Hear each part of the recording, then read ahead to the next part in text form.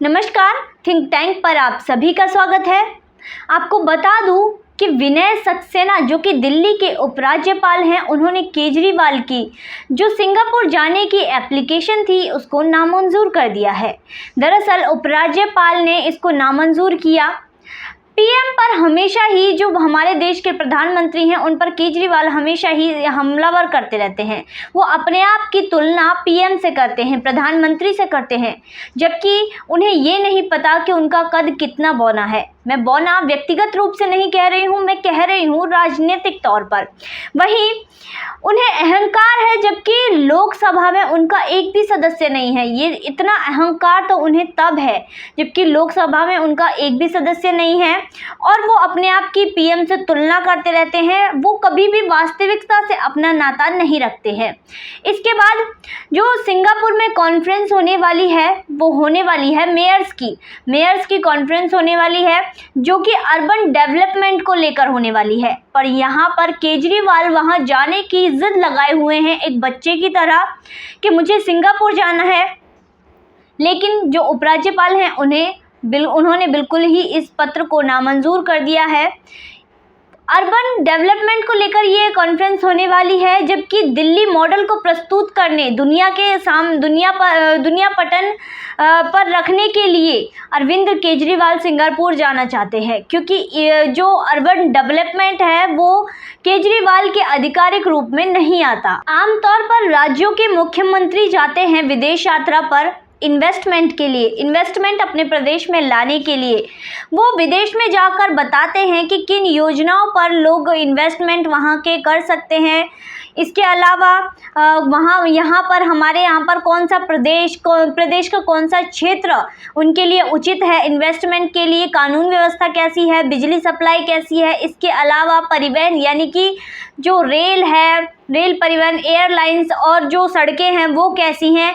ऐसी चीज़ों के बारे में जो बताने के लिए आमतौर पर राज्यों के मुख्यमंत्री विदेश यात्रा पर जाते हैं, जो कि इन्वेस्टमेंट लाते हैं देश में नहीं प्रदेश में तरक्की लाने के लिए जाते हैं।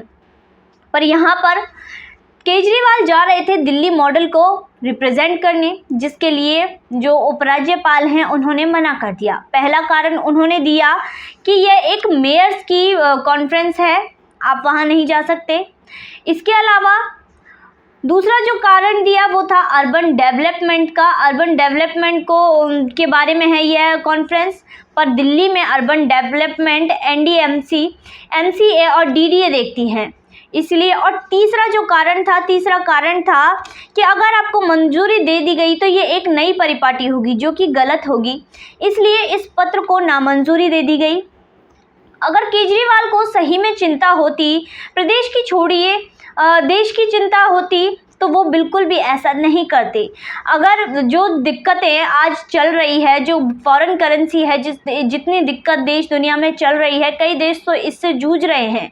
अगर इनको मंजूरी मिल भी जाती, इनका कोई प्लान भी होता, अगर इन्हें देश की चिंता होती तो भी ये मना कर देते। अगर अब दिल्ली मॉडल की बात करें, जो कि केजरीवाल जिसका ढिंढोरा पूरे देश में पीटते रहते हैं, देश के हर कोने कोने में जाकर इसी ढिंढोरे के साथ वो अपनी पार्टी का जो है अपना पार्टी के बारे में प्रचार प्रसार करते हैं। तो इसकी बात करें, इसका ढिंढोरा वो देश में पीटते पीटते अब थक गए हैं। यहाँ से वो निकल कर अब विदेश में भी इस दिल्ली मॉडल का ढिंढोरा ही पीटने जा रहे हैं। इस दिल्ली मॉडल में क्या है? दिल्ली मॉडल में है ये जो मुफ्त बिजली, मुफ्त पानी ये देने का जो बात करते हैं, देते हैं, उसका वही है दिल्ली मॉडल। उन्होंने कई वादे किए थे। केजरीवाल ने अपने बयान में ये भी कहा था कि हमने दिल्ली में ऐसे अस्पताल बनवाए हैं जिसके बाद अब किसी को भी बड़े निजी अस्पतालों में जाने की ज़रूरत ही नहीं पड़ेगी, क्योंकि हमने इतनी फैसिलिटी वाले अस्पताल बनवाए हैं। वहीं उन्हीं के दो नेता सत्येंद्र जैन, जो कि उनके बहुत करीबी, वो अपनी बीमारी में निजी अस्पताल में ही इलाज करवाने गए। इसलिए इसके बाद जो पंजाब के मुख्यमंत्री हैं भगवंत सिंह मान, वो भी दिल्ली इसलिए आए, सरकारी अस्पताल का लुत्फ उठाने नहीं आए, वो भी निजी अस्पताल में ही अपना इलाज करवाने आए। तो ये दो उदाहरण हैं। इसके अलावा और भी बहुत से उदाहरण हैं, पर ये दो उदाहरण उनकी जो दिल्ली मॉडल की व्याख्या है इसको फेल करने में बिल्कुल फिट बैठते हैं, कामयाब बैठते हैं। इसके अलावा केजरीवाल जो दावा करते हैं कि हमने दिल्ली से भ्रष्टाचार को बिल्कुल ही खत्म कर दिया है, तो उन्हीं के एक करीबी मंत्री जो कि भ्रष्टाचार के आरोप में जेल में बंद है।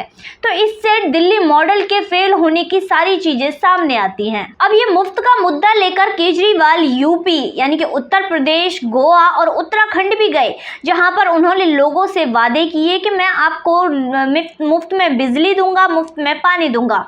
ये घिसा पिटा मुद्दा लेकर वो अपने विचार लेकर वहां पर गए। इनका कोई भी, केजरीवाल का कोई भी वैचारिक विकल्प नहीं है, खुद कोई वैकल्पिक विचार नहीं है, और दिवालियेपन का इससे बड़ा उदाहरण हो ही नहीं सकता।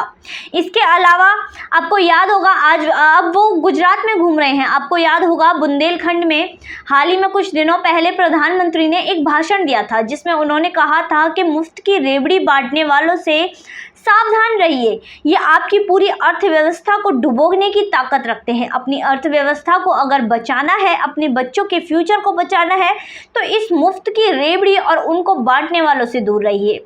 वहीं जहां प्रधानमंत्री ने किसी का नाम नहीं लिया, वहीं केजरीवाल उछलकर सामने आए, जहां पर उन्होंने दिल्ली में एक बयान दिया, जिसमें उन्होंने कहा कि अगर मुफ्त बिजली और पानी देना, अगर मुफ्त की रेवड़ी बांटना है तो यही सही। उन्होंने अपने ऊपर इस तीर को ले लिया, क्योंकि प्रधानमंत्री ने किसी का नाम नहीं लिया था। प्रधानमंत्री जहां इस तीर को लगाना चाहते थे, वहीं पर जाकर ये सीधा लगा और केजरीवाल खुद उछलकर सामने आ गए। इसके अलावा केजरीवाल की ये गुजरात आते आते ये परिभाषा ही बदल गई। उन्होंने कहा, गुजरात में एक भाषण में उन्होंने कहा कि अगर रेवड़ी जो है हाथ में दी जाए तो वो प्रसाद होती है, और दोस्तों को दी जाए तो वो पाप होती है।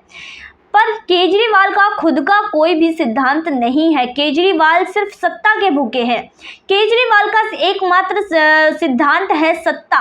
चाहे सत्ता के लिए कितने भी झूठ बोले जाए, चाहे लोगों को लुभाने के लिए कितने भी झूठ पर उन्हें कायम किया जाए, लोगों को आश्वासन दिया जाए कि मैं आपके लिए ये कर दूंगा, वो कर दूंगा, यही चीज़ वो सत्ता के लिए कुछ भी कर सकते हैं। उनका एकमात्र सिद्धांत सत्ता ही है, और जो वो आज बखूबी कर रहे हैं। अब वैक्सीन की जब बात आई थी तो केजरीवाल ने बड़े बड़े होल्डिंग्स लगवाए, विज्ञापन किए, जिसमें बच्चों का नाम लेकर उन्होंने कहा कि मोदी अंकल हमारी जो वैक्सीन है वो विदेश क्यों भेज दी। जबकि सच्चाई ये है कि केजरीवाल ने एक झूठ फैलाया था, क्योंकि तब तक बच्चों की कोई वैक्सीन आई ही नहीं थी।